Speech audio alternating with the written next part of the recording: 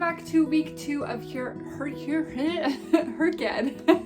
Normally I'd edit that out, but honestly it's too accurate to who I am. We are going to be going over the books I've read in the past week, the things I have knocked off the HRCYED list. If you don't know what HRCYED is, it is the hardest reading challenge you'll ever do, and I am spending an entire year of my life reading books trying to complete this challenge. If I've done my math right, which is questionable, I will read about 74 books to complete this challenge in totality, but that could vary slightly depending on how long of a book series I choose for my book series slot on the bingo board. I've also decided to add in a few fun things. So after the end of each week, I'm going to highlight my favorite book of that week. So we should end up with 52 favorites and rank them in order of favorite to least favorite. We will also do a TBR wheel spin. I will need to read one of the books from that spin that week before I put out the next video. The first book I read was Same Time Next Summer by Animal Monaghan.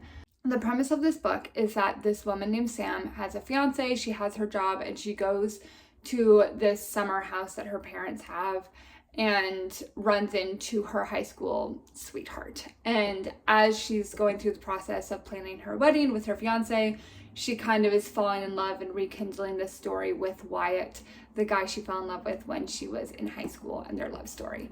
And I do not like this premise. So I honestly was never going to rate this book super high just because I don't like even emotional infidelity. It is not my thing. Like, end your relationship before you start a new one. Let's have respect for people.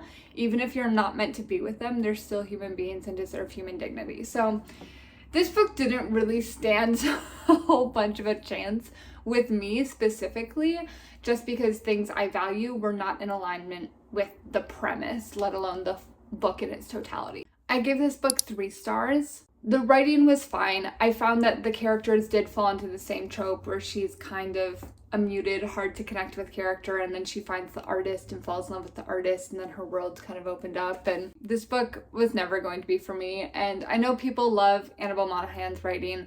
I've enjoyed one of her books. I don't know that I'm going to continue reading books by her just because the plot feels tired. I feel like I've read the same book just with different color filters on it, and slight variations in plot, and I'm just not really interested in continuing that anymore. I was able to knock off 2 spots on the board. So the first spot we put this in was the S for the name challenge, and then the second spot we put this in was the alphabet challenge, and we put this in the M spot for Monaghan.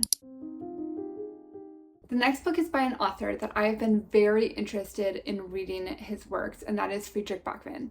And he is a Swedish author, so what I have read by him is obviously translated, as I do not, unfortunately, speak any Swedish. But I read Anxious People. The plot of Anxious People is that there is a bank robbery gone wrong that accidentally turns into a hostage situation at an apartment viewing. And you get all of the perspectives of the people who are the police trying to figure out what happens. You get the perspectives of the hostages in the apartment viewing. You get the perspective of the bank robber / hostage taker person. And it's just really interesting. You're reading the book trying to figure out what's happening. And so I would recommend not doing a ton of research before reading this. I would just pick it up and see how it goes and follow along as the random bits and pieces unfold. I took a while to read it. So I started this actually a month and a half ago, and I've slowly been trickling through. And I think that's mostly because this book is so character driven, and I am typically a plot driven book girly. I prefer to just have something and have the next thing that I can eat up. I loved how interconnected this world was. I loved the people. It was a beautiful, chaotic mess of a story. After reading this book, I saw a review by Jack Edwards, who's another YouTuber, and he said this book is absurdly unserious and deeply moving. And to me, that was the perfect description for this book, where it's just so chaotic and so just out of pocket at so many points, and yet the writing is so beautiful and the characters are like hard to love, but you love them anyway. It felt so reminiscent of real life, and it was just really beautiful for me. I really enjoyed this work. It got me really excited to read more of Fredrick Backman's books, which may or may not have happened this week. Who's to say? Not gonna spoil it, but this book I rated a 4.25. And I am very excited to see what else he has written. The first place I put this was on the genre board, and I put this in the literary fiction spot. The second spot I put this was the Around the World tab, and I put it in Europe because it has been translated from Swedish to English, and it's also set in Sweden. The third book I read this week is Out of the Silent Planet by C.S. Lewis. I've read a lot of Lewis's nonfiction. I've read a good bit of his fiction. This was my first introduction to the Space Trilogy, and it was amazing to me how exciting peace can be and how peace is so central to this book, despite it being a man who's been kidnapped and taken to Mars. The equivalent of Mars. And that's pretty much the premise of the book. This Dr. Ransom gets kidnapped. He is on this rocket. He lands on this planet, escapes, and then it's how he exists on this planet and his basically attempt at survival. And the different creatures and things he meets and experiencing an entirely different world as someone who is both from Earth but also representing Earth to the inhabitants of this planet. And it is really beautiful. Like I said, it's weirdly peaceful for a sci-fi book. I'm not really one who's typically drawn to sci-fi as a genre, but from my understanding, most people don't say sci-fi and peace in the same sentence. I really enjoyed this. It's a very short book. It was a quick read. I rated this 4 stars. I had a really good time. It was very quick. It flew by, and I really enjoyed imagining a whole different life on a different planet and seeing what community between different species can look like in a completely reimagined way. If you like kind of otherworldly, weird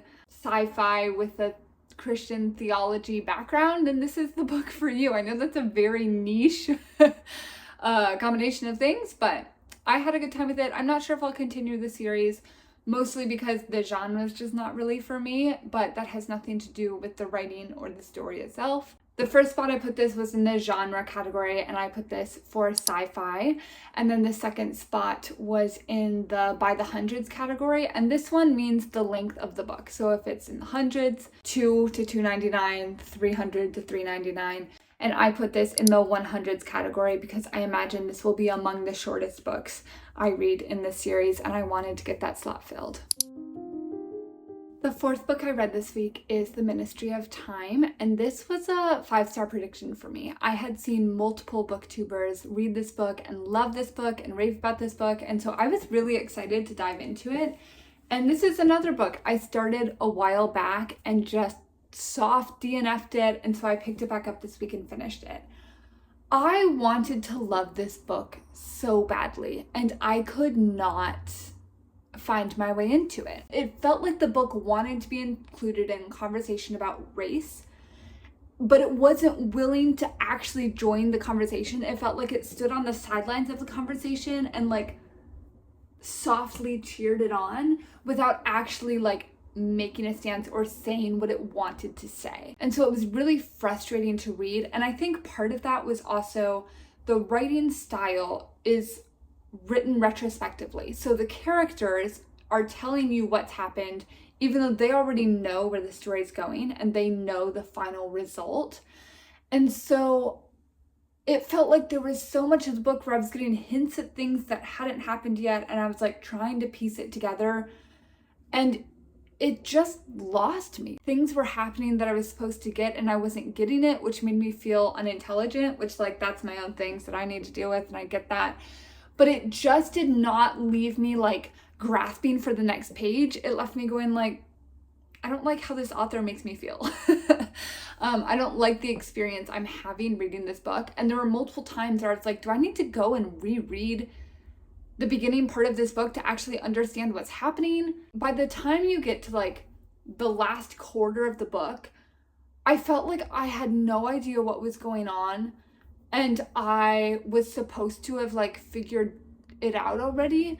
And it was so many twists and turns that just came out of nowhere that the lead up didn't work. And I don't know, this book was not for me. And so this, ironically enough, was in this 5-star predictions category.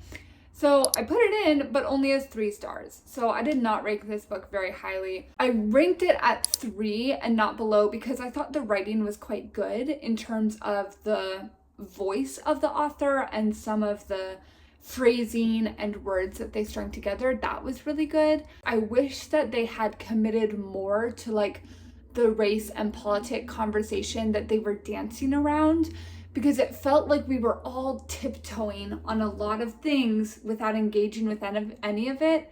And then the last 25% of the book was just like, here's a plot twist, here's a plot twist, here's this thing, here's that thing. You didn't see that coming, did you? And I'm like, no, because it doesn't make sense to be here. That's a controversial take. I know a lot of people really liked this book, but this book really didn't do it for me, and I won't be rereading it, and I honestly won't be really thinking about it anymore.